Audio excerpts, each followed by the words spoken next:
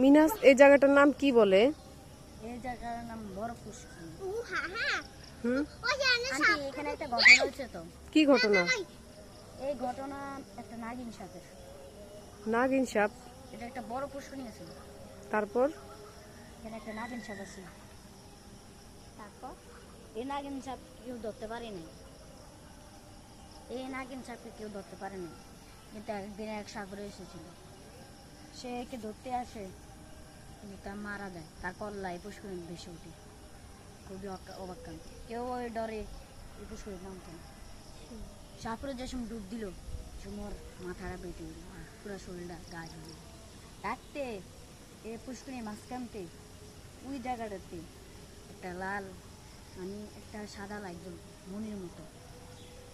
তো ও একটা বাচ্চা, যার ও মোরা জানার আগে একটা বাচ্চা এখানে রেখে ও বাচ্চাকে ধরে নিয়ে গেছে সাগর দ্বারা।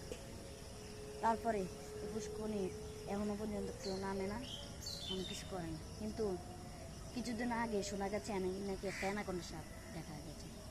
কি সাপ? অ্যানাকোন্ডা সাপ।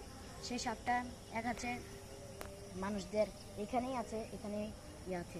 আমার তো লাগে ওই যে গর্তটা, ওটা অ্যানাকোন্ডা সাপের। আমার তো লাগে এরকম সাধারণ অ্যানাকোন্ডা নেই, ওই নাগিনের ছেলে অ্যানাকোন্ডা। ওর নাম কি জানি আসলে, আমি এত কিছু জানি না, আমার বাবা বলছে।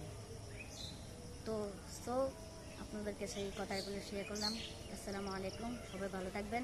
সবাইকে সালাম। আসসালামু আলাইকুম ওয়া রাহমাতুল্লাহি ওয়া বারাকাতুহু।